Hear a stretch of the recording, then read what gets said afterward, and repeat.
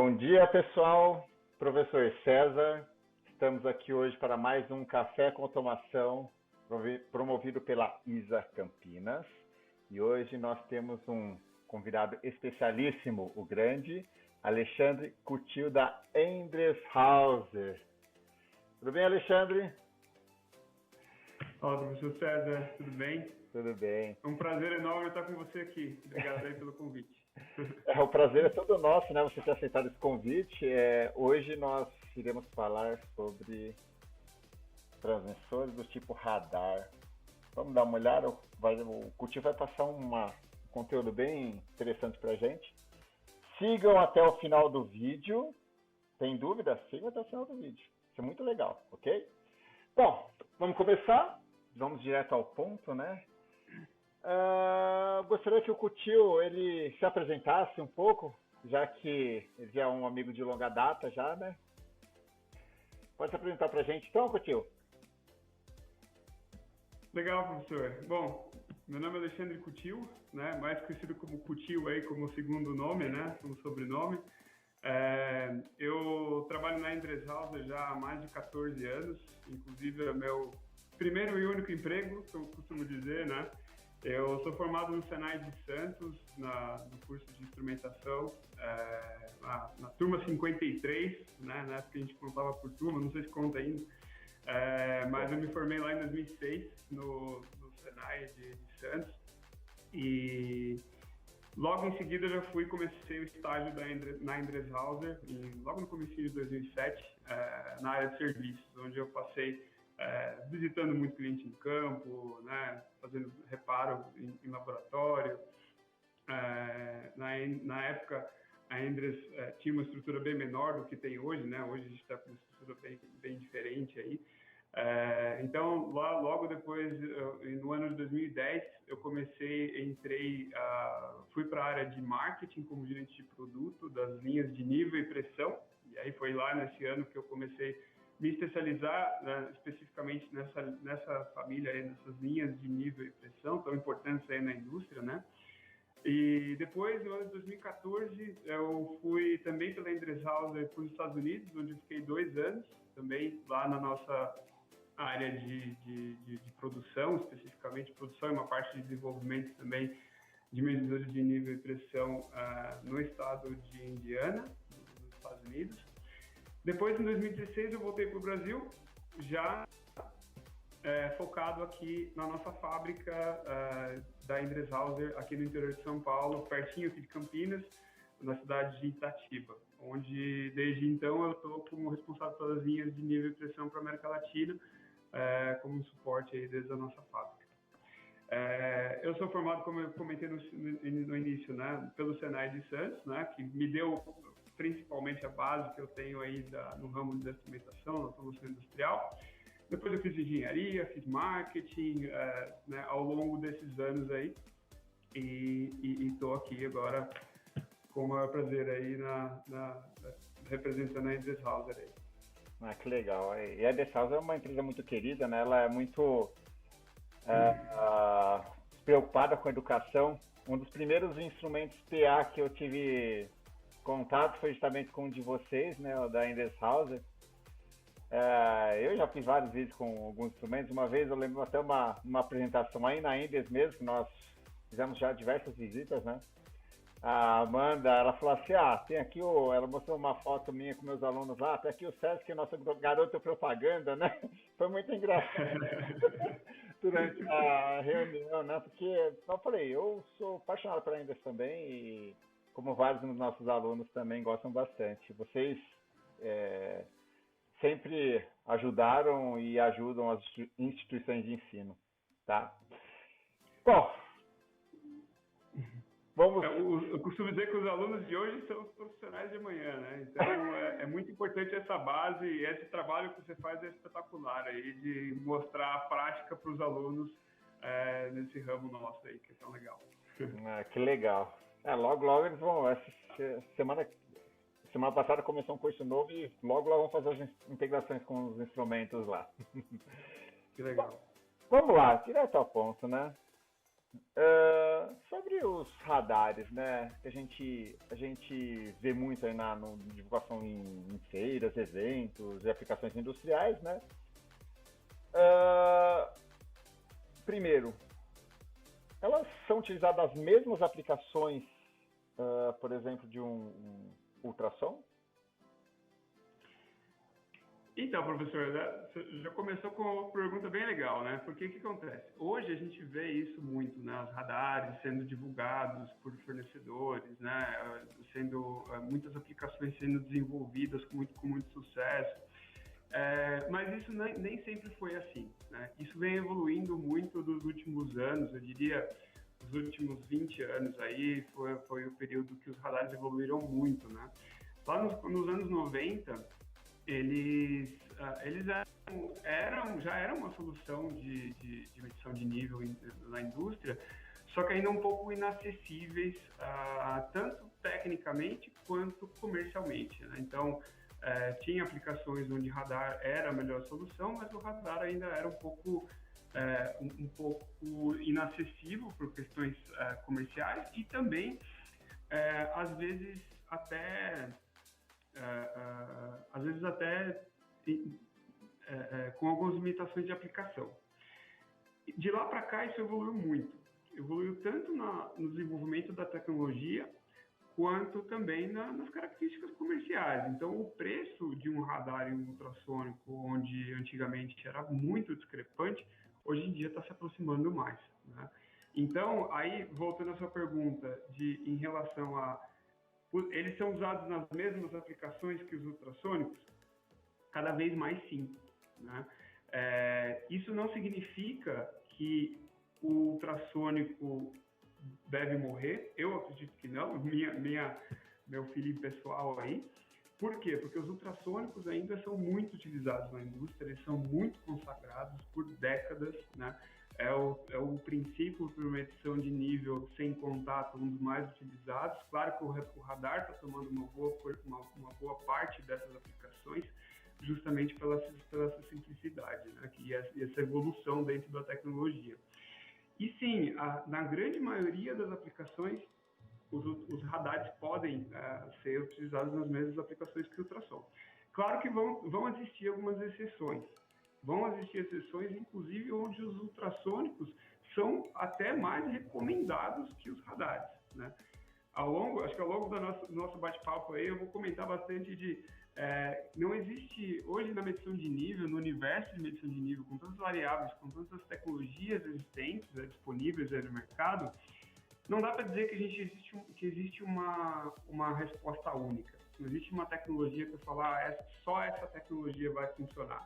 Então, assim, existem várias tecnologias onde várias delas podem funcionar, várias delas vão funcionar na maioria das aplicações. A questão é escolher a melhor tecnologia para eu ter tanto o melhor custo-benefício da aplicação e também a maior disponibilidade da planta. Porque quando você escolhe uma tecnologia que vai gerar menos dor de cabeça, menos intervenções na questão de manutenção, eu gero uma maior disponibilidade da planta, que é isso que os novos usuários buscam cada vez mais. Então, só dando alguns exemplos, né, de onde que um ultrassônico ainda seria melhor em relação a um radar, produtos onde você tem muito baixa constante de elétrica, né? Os radares, eles podem ser usados também para medição de nível com produtos de baixa constante de elétrica. Porém, você precisa ter um dimensionamento mais específico, precisa considerar todos aqueles dados da aplicação. E, em alguns casos, você precisa ter um comissionamento um pouco mais especializado para você garantir que ele vai conseguir suprimir todos os ruídos e todas as características que aquela aplicação possa trazer, possa gerar, né? Então, um exemplo típico ali, pellets de polímero, né? Aquelas bolinhas de plástico. Geralmente a gente indica ultrassom, porque aquilo é um material com baixa constante elétrica, então o radar ele vai funcionar, só que ele é um pouco mais crítico para fazer esse startup. Enquanto o ultrassônico, como é onda mecânica, e está aí a diferença principal entre os dois, né? Enquanto o radar é uma onda eletromagnética, que precisa de uma certa constante elétrica para ter reflexão. o ultrassônico é uma onda mecânica, é um som, né, uma onda mecânica mesmo, onde ele vai refletir de acordo com a densidade do meio, tá? Então, em resumo, sim, na maioria das aplicações dá para usar radar, onde a gente costuma usar ultrassônico, mas o ultrassônico ainda é um protagonista importante em muitas indústrias, aí, principalmente nas aplicações mais simples, onde não demanda tanto das características que os radares conseguem suportar. Ah, que legal. Excelente explanação. Acho legal porque quando a gente vai lá na Indes House, lá uma das primeiras coisas que você apresenta pra gente é medir nossa altura por ultrassom. E é lógico que eu não aguentei, né? Eu peguei e montei um igual lá na escola, né? Que legal. Voltando aqui, então, pensando em vantagens e desvantagens em relação a outras, você já deu uma explanada sobre outras tecnologias, né? Mas sobre outras tecnologias, como se falou, não tem o melhor ou o pior, mas vantagens e desvantagens, assim, você pode dar um exemplo, por exemplo, com o ultrassom. Tem algum outro caso que você pode, por exemplo, um diferencial de pressão, outros meios? Então, vantagens e desvantagens a gente tem várias em várias tecnologias. Isso depende, aí elas vão ser mais ou menos relevantes, depende da aplicação, depende da indústria. Hoje a gente segmenta muito por indústria, porque uma indústria química, por exemplo, tem demandas e aplicações muito diferentes de uma indústria de alimentos e bebidas ou uma indústria de mineração, por exemplo, né? Mas assim, em relação a vantagens e desvantagens, quando a gente fala em medição de nível, a gente aqui, claro que o nosso bate-papo aqui está mais focado em radares, mas a principal tecnologia utilizada hoje para medição de nível é pressão diferencial, ou pressão hidrostática, né? E pressão diferencial, onde a gente tem tanques pressurizados, né? Então, a pressão hidrostática, ela é a tecnologia mais utilizada até hoje e vai continuar sendo por muito tempo, né? Uma das principais tecnologias aí para medição de nível no ramo industrial. Só que o que acontece? Quando a gente começa a colocar na balança as vantagens e desvantagens de cada uma das tecnologias, e claro que a gente tem que colocar vantagens e desvantagens técnicas, mas também considerar vários conceitos que estão por trás daquilo, visando sempre o melhor para o usuário, né? E o melhor para o usuário vai ser aquilo que eu até tinha comentado um pouco antes, a questão da disponibilidade da planta, menos necessidade de intervenção, menos erros de medição, né? Então, quando você tem, por exemplo, uma medição de nível hidrostática e você tem um meio onde a variação de densidade naquele líquido acontece de maneira significativa, porque na verdade sempre acontece, né? Mas aí a pergunta essa variação de densidade, ela é significativa para aquele processo ou não, né? Varia muito ou varia pouco. De repente você tem uma aplicação onde você troca aqueles produtos, né? Uma hora você tem um produto, outra hora você tem outro. E quando você mede nível por pressão hidrostática, a variação de densidade ela influencia diretamente na precisão da medição de nível, né? Então, se você mantém o mesmo nível e varia a densidade, o instrumento, como ele está medindo pressão, a pressão, o nível é afetado pela variação de pressão. Então, isso pode gerar um erro ali que pode ser significativo ou não para aquele processo. Aí é questão de analisar aquele processo, ver se aquilo é relevante ou não. Quando a gente fala em relação a radares e ultrassônicos, que são tecnologias que medem a distância diretamente, então eles vão estar instalados no topo do tanque, olhando para baixo ali, né, medindo a distância dele até o nível que está lá embaixo no tanque. Então, quanto maior a distância, menor o nível, né? Então, como ele está medindo diretamente distância, com precisões muito, muito boas, aí, hoje em dia a gente está falando em torno de 1 milímetro de precisão em até mais de 120, 125 metros de range, né, de faixa de medição. Então, isso não é dependente da variação de densidade, né?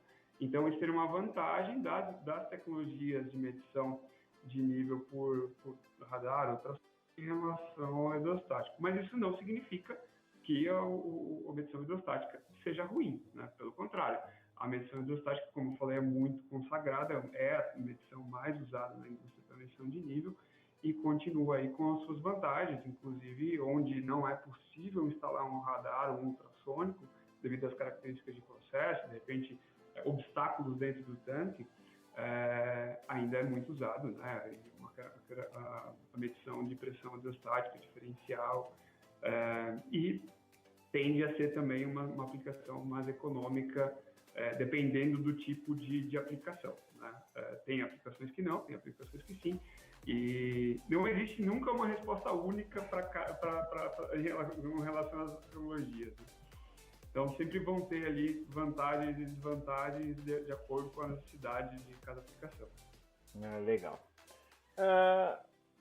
Ainda nessa questão, né, agora a gente pega aqui, nós temos radares, né, radar de onda livre e onda guiada.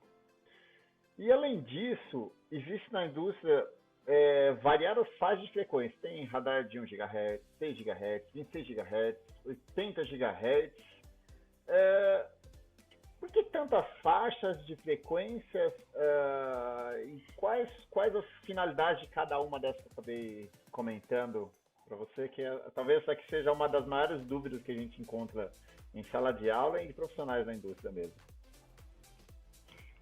Legal, professor. E essa, de fato, essa é uma das maiores dúvidas hoje em dia, né? É um dos temas que a gente mais comenta, porque antigamente, quando só tinha uma frequência, ninguém nem falava de frequência, né? Porque só tinha uma, né? Então é irrelevante. Mas o que acontece? Nessa questão da evolução dos radares, né? Nesses últimos 30 anos ali, vou dizer que o auge dos radares são nos últimos 30 anos, isso foi evoluindo, foram sendo desenvolvidas por fabricantes do mercado, pela própria Endress-Hauser, também por outros players importantes aí do mercado de medição de nível, foram desenvolvidas essas novas frequências, né? Então, as frequências maiores, elas são mais recentes, né? Então, por exemplo, falando aí de 80 GHz, né? E o que acontece? Aí, falando um pouquinho lá da história, né? Os radares de 1 GHz, você comentou de radar de 1 GHz. Os radares de 1 GHz geralmente são os radares de onda guiada, né? Que eles trabalham, não é especificamente 1 GHz, mas ele está em torno ali daquela faixa. São frequências que a gente considera mais baixas, né? Então, o radar de onda guiada, como o próprio nome diz, né? Ele tem uma haste ou um cabo de aço, né? Para concentrar aquela energia eletromagnética, fazer com que ela viaje ali, refletir no produto e voltar. Quando você concentra essa energia, você não garante que essa energia não vai se perder por aí. Basicamente é isso, né? Quando a gente começa a falar de radares de onda livre, aí hoje no mercado, a gente fala principalmente dessas 3 faixas aí, né? Na verdade, essas 3 faixas estão divididas em 3 tipos de banda de frequência, né?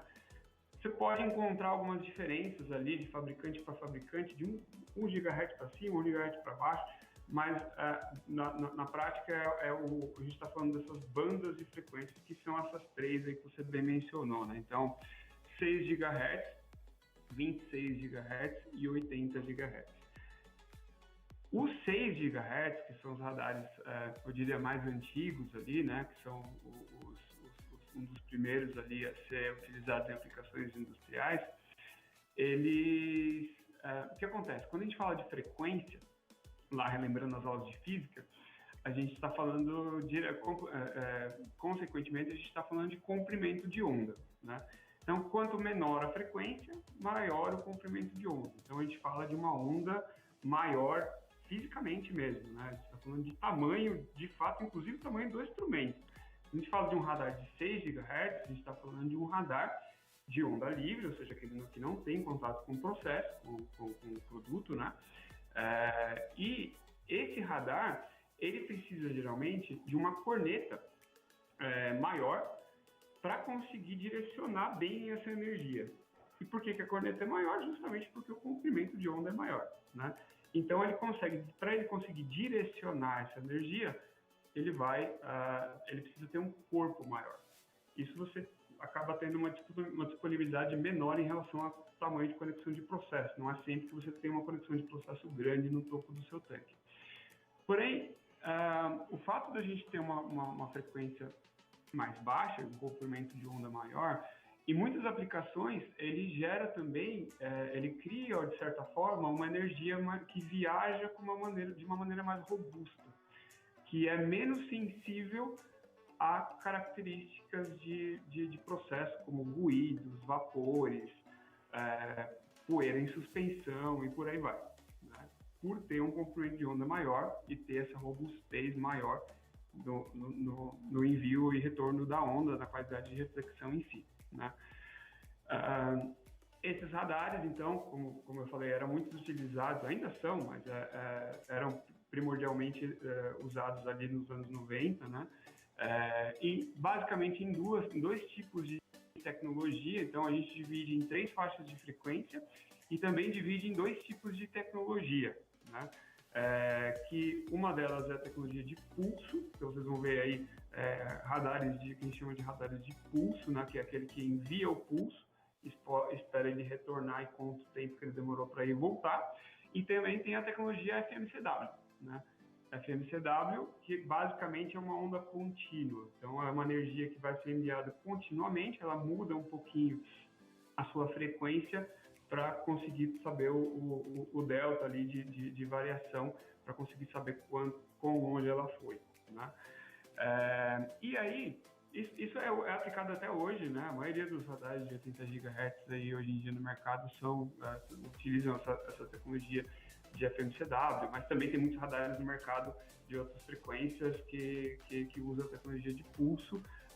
A Indes Hauser tem os dois, aí depende de qual é o que se adequa melhor ao projeto do radar, né? Indo para o 26 GHz.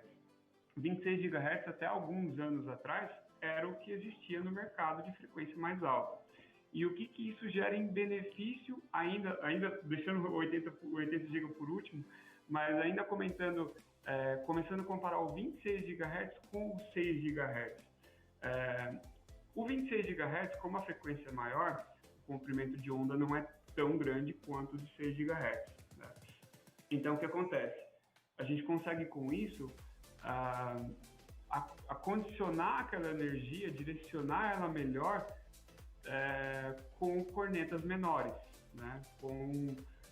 Todo radar de onda livre ele precisa de uma corneta ou um meio físico para direcionar ela e apontar ela para onde eu quero que ela vá, né?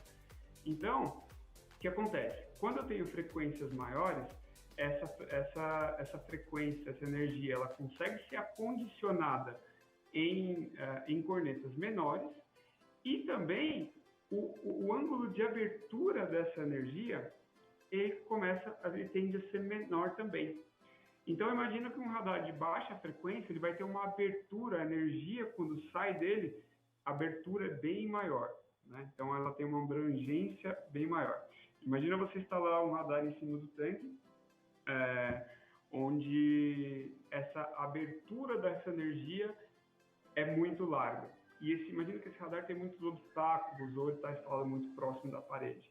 Isso são coisas que a gente tem que considerar quando a gente vai dimensionar um radar. A gente tem que considerar qual que vai ser instalado, que tipo de obstáculo que tem ali naquele momento, né?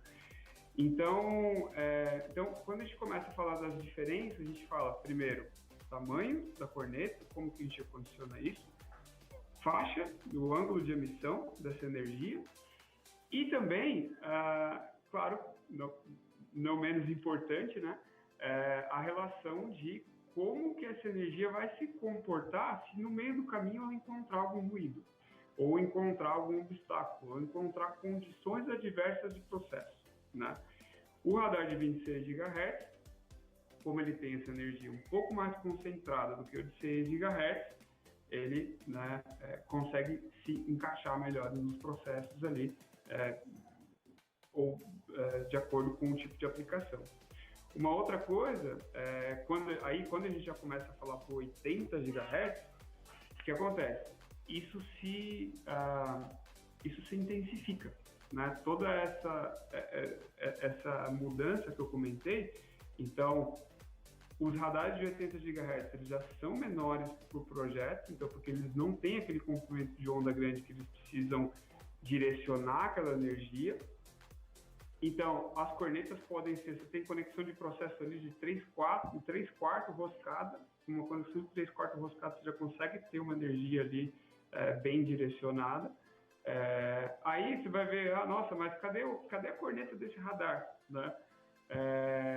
Ela está interna, né? Ela é interna dentro do corpo, e aí por fora você vai ver geralmente uma bolinha ali, ou de algum tipo de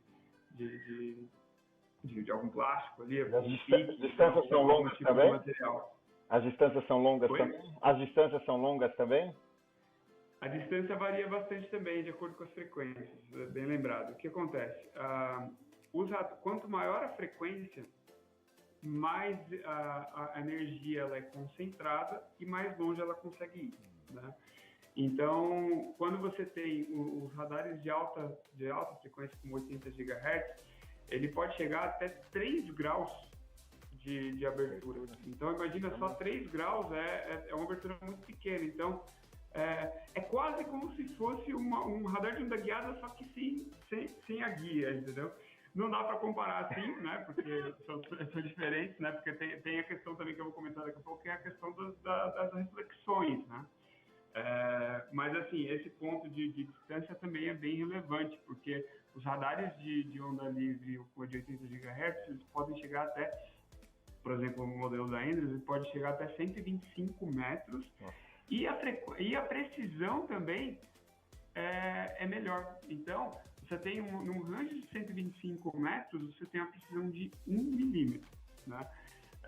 Já os radares voltando para os radares de 26 GHz, a precisão é de 2 milímetros. Você fala, nossa, mas eu dobro.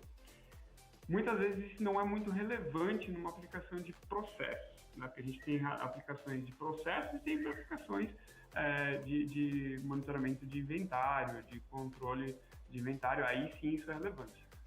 A gente tem modelos também, existem modelos no mercado também, né? De radares de 80 GHz, para aplicações de custódia, que são aqueles tanques onde eu preciso medir quanto de volume tem lá dentro, corrigir com temperatura, tudo, que aí chega a meio milímetro de precisão, né?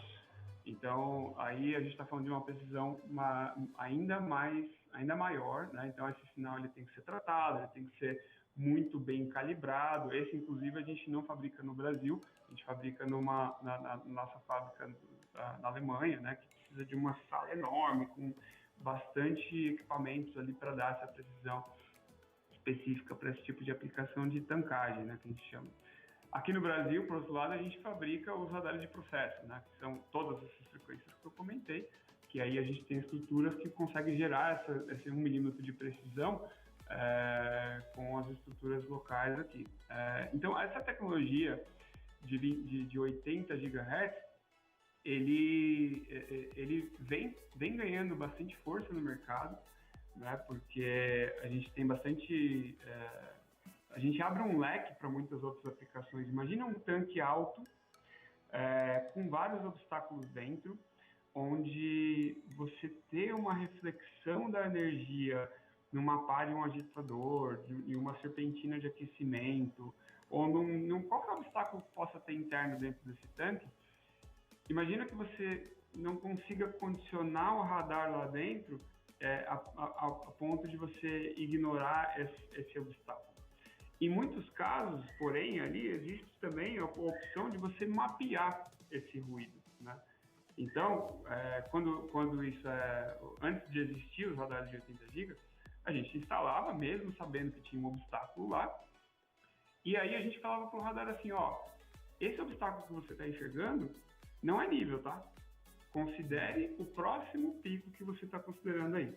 E aí, isso é o que a gente chama de mapeamento dentro dos radares. Ainda é uma ferramenta muito útil, principalmente nos radares de 26, 6 GHz, mas não é dispensável nos de 80 GHz, porque aí você vai que tem alguma aplicação muito específica, você tem que falar para ele que aquilo não é uma característica de nível em si, e sim um obstáculo, né? E é interessante comentar isso também, porque os radares de 80 GB, eu falei que o mapeamento não é dispensável, né? Ou seja, eu ainda preciso dele em alguns casos, mas na maioria dos casos não, né? O que é interessante é que quando a gente começa a falar de aplicação de radar, até eu tenho uma certa tendência a dar exemplo em aplicação difícil. Acho que a gente vive tantas aplicações assim, e aí a gente tenta, e aí a gente acaba assustando o usuário, né? Porque ele fala, nossa, mas é tão difícil assim? Não. Porque acontece, os radares, a maioria das aplicações, a grande maioria mesmo, são aplicações fáceis para os radares, né? Então imagina assim, a gente está falando de aplicação, muitas vezes aplicações em tanques pressurizados, alta temperatura. Imagina um tanque de, sei lá, pressurizado com 400 bar, mais de 400 graus de temperatura. Aí você vai falar, Coutinho, pô, mas essa é uma aplicação fácil? Muitas vezes é, né?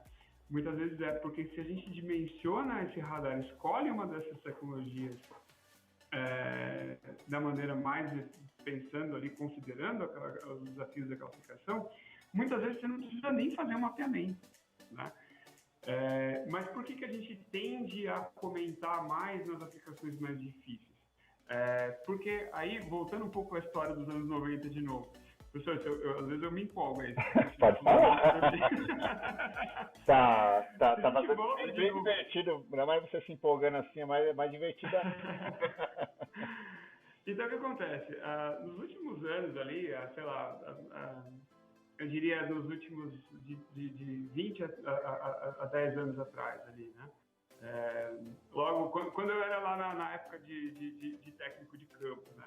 Eu via muita aplicação onde o cliente não queria nem ouvir falar a palavra radar, né? Por quê? Porque muitas vezes não estava muito claro a expectativa era de colocar o radar e pronto, ele já está funcionando, né? Mas o que é importante a gente considerar quando a gente vai instalar um radar? Claro, tudo isso que eu já falei, a questão das 3 diferentes frequências, sempre vai ter uma frequência que é mais abrangente. Hoje em dia, 80 GHz, ela você vai conseguir aplicar ela na maioria das aplicações, né? Mas o que acontece? Por mais que você faça um bom dimensionamento do radar, nessa aplicação eu vou colocar um 26 GHz, porque de repente porque tem alguma característica ali que é melhor, tal, vou instalar ele ali.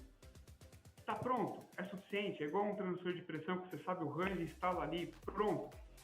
Pode ser e pode não ser. E o que é importante saber? Lembra que eu falei lá dos obstáculos, pá de agitador, a espiral ali de serpentina de aquecimento, alguma coisa assim? Eu preciso saber onde eu vou instalar ele, porque imagina que a pá do agitador ou tem uma viga dentro do tanque, uma aplicação de sólidos, alguma coisa que está bem embaixo do radar. Não adianta eu configurar ele, não adianta fazer mapeamento, não adianta fazer nada. Por quê? Porque toda a energia que esse radar está emitindo está sendo consumida ali. Toda ela está sendo refletida naquele obstáculo e voltando para o radar. Então, nenhuma energia sobra para continuar descendo através daquele obstáculo para medir nível lá embaixo. Então, assim, aí não importa, você pode escolher qualquer uma das frequências. Se você tiver um obstáculo nesse ponto, você precisa ter alguma alteração dentro desse tanque ou mudar o radar de lugar, né?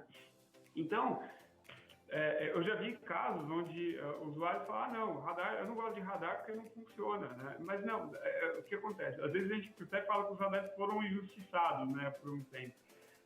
E ainda existe algum tipo de receio relacionado a isso. Mas não, é porque ele tem alguns pontos de consideração que precisam ser levados em conta, que são diferentes da tradicional medição de nível por pressão hidrostática. Você coloca o instrumento lá, não importa lá em cima, entendeu? É engraçado você falando isso, porque normalmente esse tipo de preconceito é quando a gente não conhece, né, da tecnologia. Eu estava falando isso com o Renato Sim. tempo atrás sobre Profibus PA. Eu e ele somos completamente apaixonados por Profibus PA e muitas vezes que as pessoas não aceitam, não gostam, é por falta de conhecimento. É uma coisa do radar. Por isso eu propus esse tema para a gente conversar, para discutir aqui. Ainda mais vendo você falando de que você está falando aí, já está tendo bastante dúvida já. Então, e aí o que acontece? Isso está completamente ligado, tá? Não só para radar, como você falou, para Profibus, e para várias outras áreas, né? Quando a gente não conhece a fundo o porquê que aquilo não está funcionando, a gente tende a meio que generalizar, né? Ah, então o radar não funciona. Não. É importante entender como que ele funciona e por que que ele não funcionou naquela aplicação em específico. Então, assim, como eu falo, os radares foram injustiçados por um tempo. A gente, claro que hoje em dia, como eu comentei lá no começo do nosso bate-papo, que os radares estão se popularizando mais, né? Por todas as vantagens que eles trazem em processo, eles estão, por questão de custo-benefício também, que vem evoluindo nos últimos anos, o usuário já está mais acostumado com ele, né? Já sabe que o radar, eu preciso instalar, o ponto onde eu for instalar não pode ter uma viga embaixo, senão ele não vai atravessar, né? No caso de radar de onda guiada, eu tenho que evitar que ele fique batendo na parede do tanque, o cabo, o que seja, né? Então, assim, tem vários pontos que a gente precisa considerar. Mas isso não torna a aplicação mais difícil, ou mais demandante, ou mais crítica, né? Por quê? Uma vez a gente considerando essas situações, no início do projeto, no início do desenvolvimento daquela aplicação, do dimensionamento daquele instrumento, quando a gente considera isso, você vai ter um radar, você vai ter uma aplicação, uma solução de medição de nível para o resto da vida, praticamente, né? Então, nesses quase 15 anos de Endless que eu estou, eu já vejo até hoje radares que estão instalados numa mesma aplicação há quase 30 anos, né? Então, assim, o porquê? Porque o radar era muito bom? Tem essa parte também, né? Não pode falar. Mas, principalmente, porque também tem vários fatores, né? Mas, por quê? Porque ele foi dimensionado de forma correta e porque o usuário leva aquela aplicação,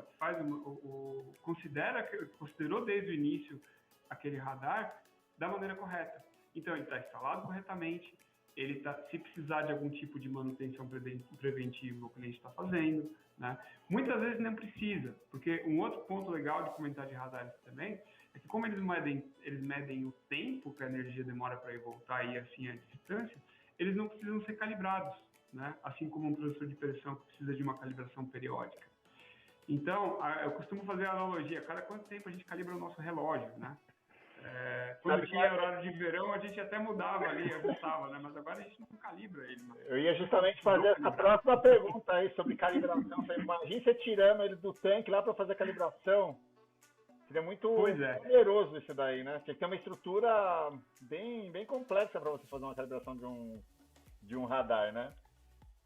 Pois é, e aí quando a gente fala de calibração, a gente tende também a pensar naquele conceito de tirar o instrumento de campo, levar para o laboratório, aplicar a variável que seja nele e comparar com o padrão, né? Para ver se ele está, de fato, respondendo às expectativas, né? Tecnicamente, se a gente falar puramente tecnicamente, né? Isso não precisa fazer num radar ou até mesmo no ultrassônico, porque esse princípio que a gente chama de TOF, né, que é o Time of Flight, que é o tempo de voo, como ele usa o tempo como a variável principal, ele mede o tempo assim como o nosso relógio, né? Então, ele não tem desvio de precisão ao longo do tempo por causa de fatores de desgaste, por exemplo. O que pode ter é fatores da aplicação que podem interferir no funcionamento dele. Então, vamos supor, um acúmulo de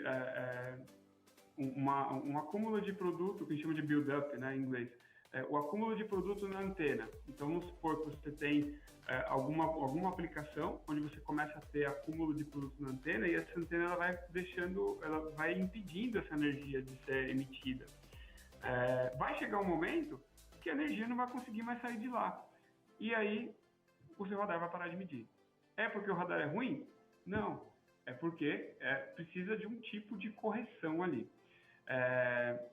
Essa correção, ela pode ser feita de várias formas, né? Pode ser feita ali, no pior dos casos, tirando o radar, limpando e colocando de novo. Não é geralmente a melhor saída, né? Muitas vezes, pelo contrário até. Muitas vezes a gente fala, tá tendo incrustação, então pega o pior caso e faz um mapeamento nele, para ele entender que aquilo é a condição normal de processo, né? Para ele entender que não é nível. Só que, claro, tudo isso tem um limite. Porque se esse acúmulo vai chegar ao ponto de que vai bloquear toda a energia que ele está enviando, aí não adianta, né? Aí não tem recurso de software que faça milagres, né? Então, precisa de uma... Mas também, a gente pode evitar que isso aconteça. Os radares, hoje em dia, eles têm uma tecnologia, eles têm aí uma inteligência que consegue evitar que isso aconteça, ou consegue te avisar que isso está acontecendo ou pode acontecer, né? Então, assim, tem várias situações, tem vários casos. Acho que só um outro ponto que eu queria comentar também em relação às 3 frequências ali, né, que é um ponto que gera muita dúvida também hoje em dia.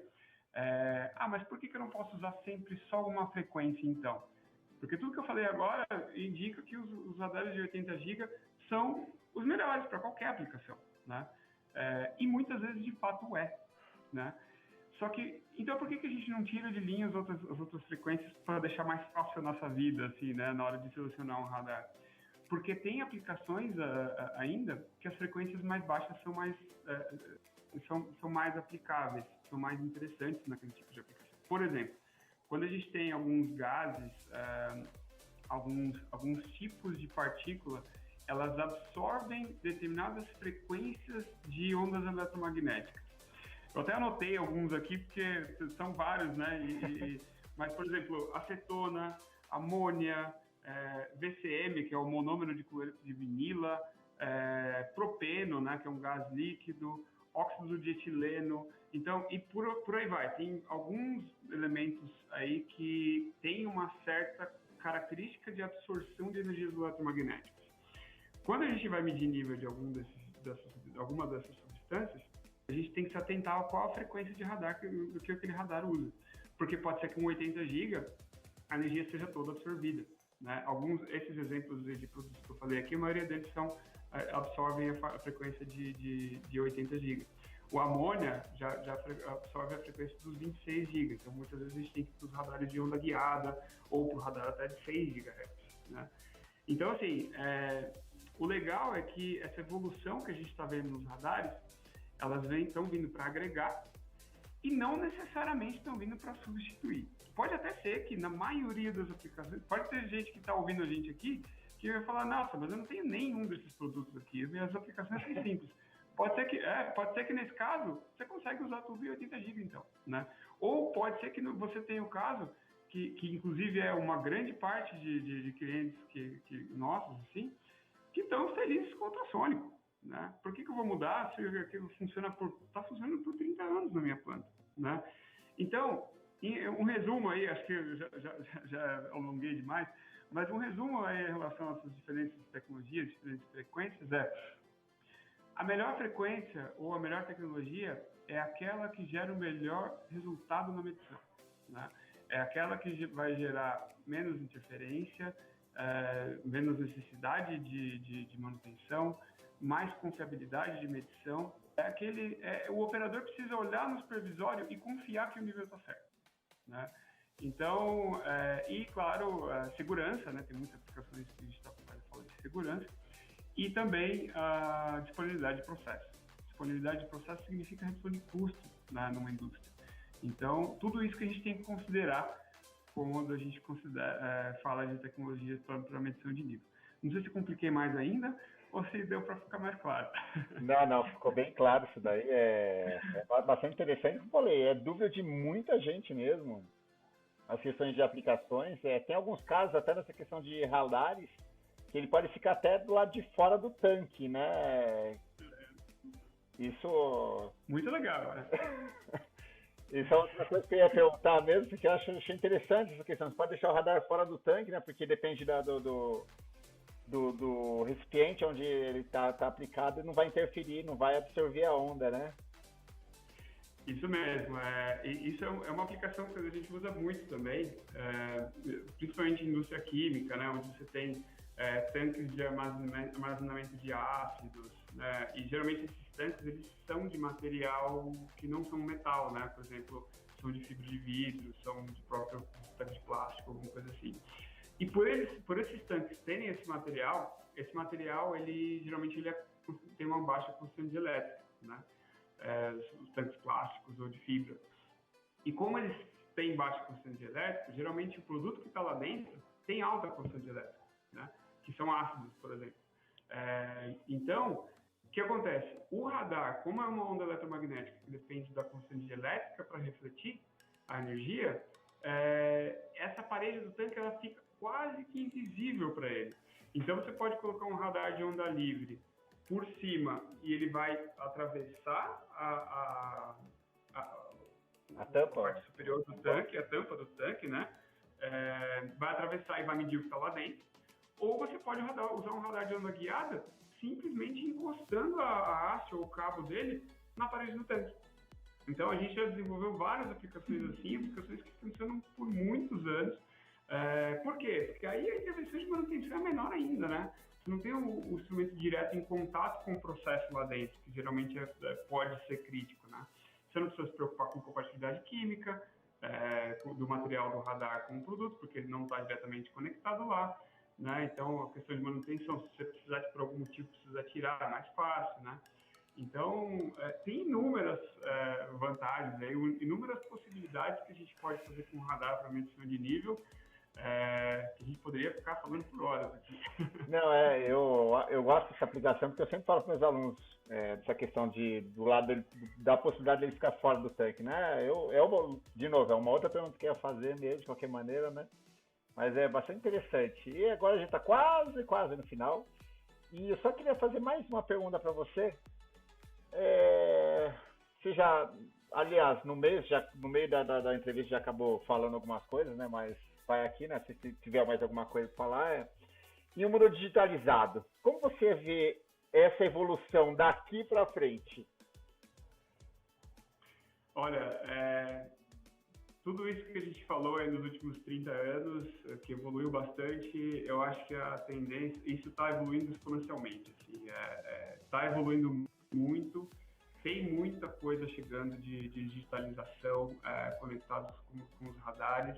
Essa questão de frequências que a gente falou bastante, isso vai continuar, óbvio, né? Porque toda instrumentação precisa aí de um elemento físico primeiro. Ali, a instrumentação geralmente a gente costuma falar que é a mistura da física com a química ou com a eletrônica, né? Então, o meio físico vai funcionar e aí vai continuar ali, né? Tendo essa interface, a gente sempre vai continuar falando de frequências e tal, mas a informação que é gerada naquela medição, a maneira como ela é tratada e a maneira como que ela é disponibilizada para o usuário, isso está sofrendo uma evolução muito, muito legal que a gente vai ver nos próximos anos. Isso não só nos próximos anos, a gente já consegue ver hoje em dia, inclusive. Né? Eu vou dar alguns exemplos aqui. Quando a gente fala de radares, por exemplo, tudo isso que a gente falou agora de radares, os radares, eles foram projetados para medir nível. A gente está falando aqui desde o começo da nossa conversa sobre medição de nível. Mas será que esse radar, ele está ali dentro do processo, né, sofrendo algumas alterações físicas ali de acordo com a variação do processo? Será que ele consegue me indicar uma característica do meu processo que pode ser útil também além da medição do nível? Isso, a digitalização e as tecnologias novas, elas permitem, por exemplo, como eu falei da incrustação na antena, né? Permite, o radar hoje já, não é nem no futuro, o radar de hoje já consegue falar para você, olha, seu radar está funcionando, só que pode ser que daqui a algumas semanas ele pode parar de funcionar ou perder a qualidade porque está começando a gerar incrustação. Ele consegue identificar isso. Ele consegue te enviar essa informação, né, de várias maneiras. Eu vou comentar um pouquinho bem rápido também sobre isso. Ou então, o radar, além de medir o nível, ele pode te informar, o seu tanque está com nível X, 52%, só que está gerando formação de espuma, viu? Se isso for relevante para o seu processo, o radar consegue te informar que está, além da medição de nível, ele consegue te informar que está tendo espuma ali, né? Então isso não é no futuro, isso já é hoje, isso já está disponível, né? E como que a gente trata essa informação? Acho que daqui para frente é o que a gente vai ver mais mudanças, né? Como que a gente consegue consumir essa informação de uma maneira mais digital, né? A gente fala muito de 4 a 20 mA, Heart, Profibus, Fieldbus. A gente está começando a falar de APL já, isso vai mudar bastante também, né? Que é o próximo tema que a gente vai ouvir aí nos próximos meses. Você já vem falando disso há algum tempo. Eu estou bastante confiante dessa tecnologia aí, né? Já tô do pé dos parceiros, deixa eles me emprestam alguma coisa para fazer uns testes lá quando sair. Quando sair, a gente vai estar lá também para fazer alguns testes. E aí o legal disso tudo é que você consegue ter a disponibilidade dos dados, e, assim como a gente fala muito hoje, na nuvem, né? Essa é uma das principais tendências que a gente vai ver aí cada vez mais. Então, hoje em dia, a gente já não precisa mais de configurador local, não precisa abrir o circuito para comunicar hard, para se comunicar com o instrumento. O próprio smartphone nosso, a gente faz toda a configuração de radares ou de qualquer outro instrumento via Bluetooth, né? Isso já é um avanço enorme, traz uma facilidade enorme para o usuário. E a gente está vendo cada vez mais a disponibilização de dados, principalmente de diagnóstico de todos os instrumentos da planta na nuvem. Então, imagina que você está ali no seu dia a dia e o seu celular ou a Alexa te avisa, olha, o seu radar está te avisando que pode ser que daqui a algumas semanas ele vai parar de funcionar porque está começando a ter incrustação. Né? Então, essa conectividade do mundo, da internet das coisas, na realidade industrial, está cada vez mais se tornando realidade mesmo. Né? Isso a gente está vendo, já tem muita coisa disponível hoje, e vai ter cada vez mais coisas disponíveis no mercado, e o usuário, o pessoal que está começando agora no ramo, vai sentir, vai perceber essa diferença, talvez até já embarque nessa nova realidade. Então, a gente que já está há alguns anos aí, que está percebendo essa diferença drástica, né? Mas assim, é bem empolgante as evoluções e o benefício que isso vai trazer para a indústria dentro dos próximos anos aí. Vamos ver. Nem fala, esse dia eu comentei com você, eu estava lá no LinkedIn, lá uma publicação do Oliver Seifert lá, que ele pegou com um transmissor, acho que de vazão, né? Tava lá igual o celularzinho lá, passando pelos parâmetros, assim, petzinho, coisa mais linda. Eu falei assim, nossa, pensei lá naquelas pontinhas de PA lá na sala lá, chego lá, nossa, coisa mais linda de se ver, né? Mas muito legal, eu fiquei bastante empolgado, gostei bastante da nossa conversa. Agora a gente está chegando no final e eu gostaria de agradecer imensamente a você por disponibilizar um tempinho para a gente aqui para compartilhar com a comunidade um pouco do seu conhecimento. Sei que tinha muito mais coisa para falar. Às vezes você fica empolgado, eu começo a ficar mais empolgado ainda, se ficar essa conversa que achei o dia inteiro só batendo papo, né? Daqui a pouco a gente está num vídeo de 3 horas aí. É verdade. Já pensou? E eu gostaria assim, de agradecer a audiência, a comunidade, né? Todo mundo que está nos assistindo, nos escutando, né? Foi um trabalho bem legal que está sendo promovido pela ISA Campinas, e gostaria que vocês compartilhassem com os colegas, com os amigos, e gostaria que o tio falasse dessas considerações finais também. Bom, professor, foi um prazer enorme, eu me empolgo quando eu falo desse assunto, né? Eu agradeço muito aí a você, aí, a ISA, né, pela oportunidade da gente bater esse papo aí. E principalmente é o pessoal que conseguiu ouvir a gente até o final, né? Então, É verdade. e agradeço muito mesmo. Se você gostou do vídeo aí, como o professor César disse, compartilha aí. É legal a gente trazer essas experiências aí, principalmente para o pessoal que está começando agora, ou até mesmo para o pessoal que, né, às vezes está lidando com esse tipo de tecnologia no dia a dia, né? E é sempre um prazer para a gente aí compartilhar as experiências. Então, obrigado mais uma vez, professor César, obrigado a Isa, e então aí, até a próxima, obrigado. Até mais, hein, pessoal? Tchau e curtam e compartilhem, hein?